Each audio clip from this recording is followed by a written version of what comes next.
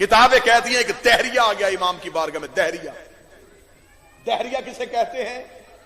जो अल्लाह के वजूद का कायल नहीं, कोई मजहब नहीं होता उसका, उनका अकीदा है। आज भी दुनिया में वो लोग पाए जाते हैं। उनका अकीदा है ये दुनिया खुद ही बनी, खुद ही खत्म होगी, इसका कोई खालिक नहीं। ऐसा अकीदा रखने वाला बंदा इमाम जाफर सादिक की बारगाह, उसे आगे कहा मैं पढ़ना चाहता हूं। इमाम ने कहा पढ़वाएंगे तुझे। उसने कहा लेकिन एक शर्त है, मैं कलमा नहीं पढ़ूंगा। इमाम ने कहा हम तुझे पढ़ाएंगे भी नहीं। उसने कहा बगैर कलमा पढ़े मुझे इल्म सिखाएगा? इमाम ने कहा सिखाऊंगा। इमाम ने कहा क्या सीखना चाहता है? उसका तिब, मेडिकल, हिकमत। इमाम ने उसे अपनी यूनिवर्सिटी में दाखिला दे दिया। जो नौजवान बैठे हैं जिनका कॉलेज यूनिवर्सिटीज के साथ ताल्लुक है, जाकर दुनिया में सर्च करके देख लें। दुनिया में बड़ी से बड़ी यूनिवर्सिटी 20 से ज्यादा अलूम नहीं पढ़ा सकी। वहाद कायनात में जाफर सादिक यूनिवर्सिटी थी जिसमें एक वक्त में 400 अलूम पढ़ाए जाते थे।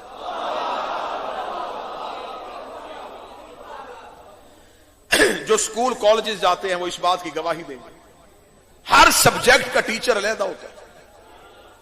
मैथ पढ़ाने वाला मैथ पढ़ाता है लेकिन वो फिजिक्स की क्लास नहीं लेता।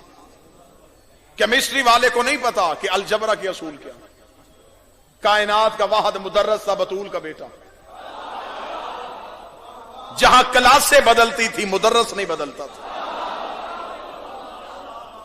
एक इमाम सब कुछ पढ़ाता था। अब उस दहरिये ने कहा मैं हिकमत सीखना चाहता हूं। इमाम ने कहा हम तुम्हें सिखाएंगे। उसने पढ़ना शुरू कर दिया। अब जहन में रखना कि वो अल्लाह को नहीं मानता।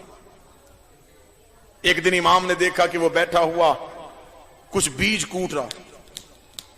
इमाम उसके करीब गए। इमाम ने जाके कहा क्या कर रहा है? उसने कहा आपने कल वाले दर्स में बताया था कि जिल्द की अमराज के लिए ये बीज जो है ये सफूफ का काम करते हैं। इमाम ने कहा तू मेरा शागिर्द है, मैं आज तेरा इम्तिहान लेना चाहता हूं। उसने कहा ले, जहन में रखिएगा वो अल्लाह को नहीं मानता। इमाम ने कहा तू मुझे बता दुनिया में पहले बीज आया था या दरख्त?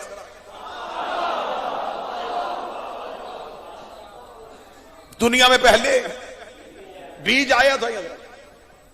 उसने कहा बीज। इमाम ने कहा किस दरख्त से गिरा था? उसने कहा फिर दरख्त आया होगा। इमाम ने कहा किस बीज से उगा था? वो थोड़े लम्हे के लिए परेशान हुआ। परेशान होने के बाद कहने लगा फिर आपके दिए हुए इल्म के मुताबिक मैं तो इसी नतीजे में पहुंचा हूं, जमीन के अंदर कुछ ऐसे मादे रहते हैं जो नजर नहीं आते और एक वक्त में वो एक दूसरे के साथ इकट्ठे होके एक बीज की सूरत इख्तियार कर लेते हैं। इमाम ने कहा सच बता उन ना नजर आने वाले मादों को इकट्ठा कौन करता है?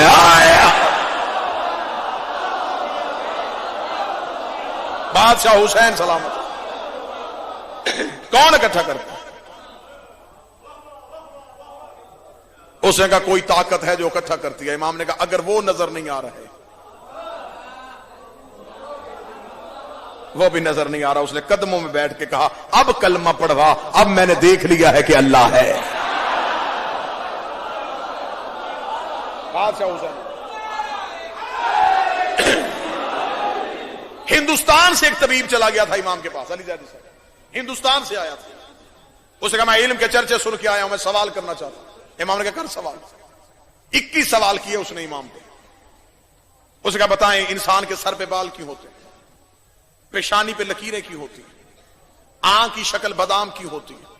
नाक के नथने नीचे की जानब क्यों होते हैं? हथेली पे बाल क्यों नहीं होते? कोहनियां पीछे क्यों मुड़ती हैं? पांव के तलवे में ये उभार क्यों होता है? कान का पानी कड़वा क्यों होता है? आंख का पानी नमकीन क्यों होता है? नाक का पानी तलख क्यों होता है? लुआब दहन शीरी क्यों होता है? 2019 है, दुनिया ने चांद के सीने पे कदम रख लिया। जाओ किसी बड़े से बड़े साइंसदान से ये सवाल पूछ लो, वो नहीं बताएगा।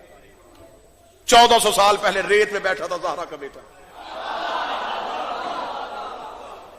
हिंदुस्तान के तबीब ने आके सवाल पूछा। इमाम ने कहा सुन, इंसान के सर पे बाल इसलिए हैं कि सूरज की तपश सीधी दिमाग को नुकसान न पहुंचा सके। उसने कहा पेशानी में लकीरें क्यों हैं? इमाम ने फरमाया इसलिए कि सर का पसीना आंखों में न जा सके। अब आपने क्लास बन के नहीं सुनना, आपने मजलिस बन के सुनना। उसने मुझे बताएं आंख का पानी नमकीन क्यों होता है, आंसू नमकीन क्यों है? क्या बेहतरीन जवाब। इमाम ने फरमाया इसलिए कि आंख में होती है चर्बी, चर्बी को महफूज करने के लिए नमक लगाना पड़ता है।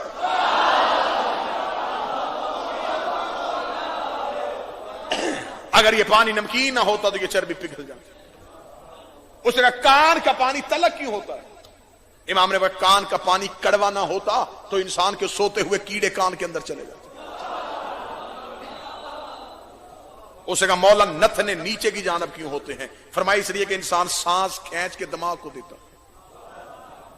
उसने कहा हाथ की हथेली पे बाल क्यों नहीं होते? फरमाया इसलिए कि छू के किसी चीज को महसूस कर सके। उसने कहा कोहनी पीछे को क्यों मुड़ती है? फरमाया इसलिए कि इंसान आगे को चलता है। उसने फरमाया पांव पे उभार क्यों होता है? फरमाया इंसान अपने बदन का वजन उठा सके। ये तो मैंने चुन चुन के सवाल बताए। 21 सवाल जब उसने कर लिए, 21 सवाल करने के बाद हिंदुस्तान का तबीब इमाम का चेहरा ऐसे का ऐसे ही देखता रह गया। इमाम ने कहा तूने सवाल कर दिए, मैंने जवाब दे दिया, अब बता क्या पूछना चाहता है? उसने कदमों में गिर के बता के लगा सच बता ज़हरा का बेटा, जो तूने बताया है ये आलिम नहीं बताते, खालिक बताते हैं।